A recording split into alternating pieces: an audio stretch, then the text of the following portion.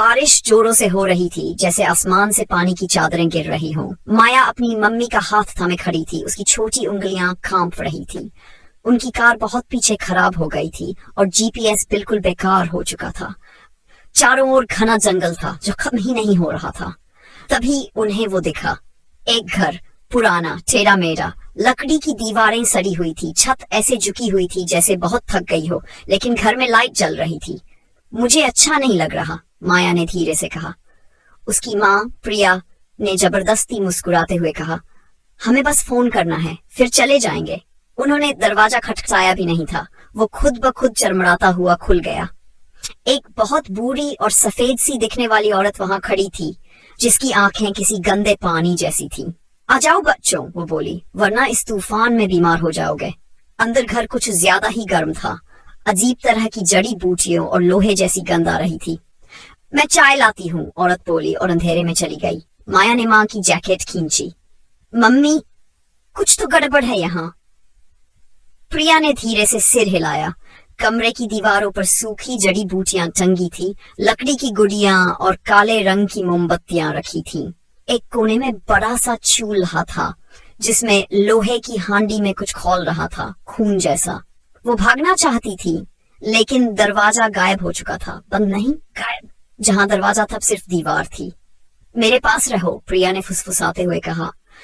पीछे से आवाज आई, कदमों की, लेकिन ऐसे जैसे कोई लंगड़ाते हुए चल रहा हो। वो बूढ़ी औरत लौट आई, हाथ में 2 कप लिए। आराम कर लो, वो बोली। अब उसकी आवाज जरूरत से ज्यादा मीठी लग रही थी। रात यहीं रुक जाओ, हम जाना चाहेंगे, प्रिया ने सख्ती से कहा। औरत की मुस्कान डरावनी तरह से फैल गई। लेकिन अब तुम इस घर की हो चुकी हो। उसके पीछे की परछाइयां हिलने लगीं। दीवारों के अंदर अजीब आकृतियां थीं, बिना आंखों वाली, टेढ़े मेरे शरीर। माया चिल्लाई। प्रिया ने एक भारी लोहे की मोमबत्ती स्टैंड उठाया और उस चुड़ैल पर मारा, लेकिन वो तो धुएं की तरह गायब हो गई। ये असली नहीं है, प्रिया ने चौंक कर कहा। नहीं, एक आवाज चारों ओर से आई। मैं ही ये घर हूँ। फर्श टूटने लगा। काली जड़ें बाहर निकलकर प्रिया का पैर पकड़ने लगी। उसने जोर से पैर छुड़ाया, माया को पकड़ा और भागने लगी। कमरे के बाद कमरा आया, हर कमरा एक जैसा। चूल्हा, हांडी, जड़ी बूटियां, सब एक चक्र में फंसे हुए थे। आखिरी कमरे में माया गिर गई। उसका हाथ जमीन के एक ढीले पटरे पर लगा। नीचे हड्डियां थीं, छोटी छोटी, बहुत सारी। वो बच्चों को खाती है, माया ने डर से कहा।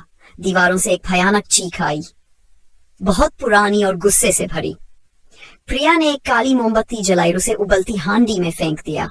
घर चीखने लगा, दीवारों से खून बहा, जड़ें पीछे हट गईं। एक जोर की आवाज के साथ मुख्य दरवाजा वापस आ गया। उन्होंने पीछे मुड़कर नहीं देखा। बाहर तूफान रुक चुका था। पीछे घर कराहता रहा और राख बनकर गिर गया। माया और प्रिया सड़क तक चुपचाप चलती रहीं। लेकिन उस रात जब वो एक मोटेल में सोने की कोशिश कर रही थी, माया की आंख खुली।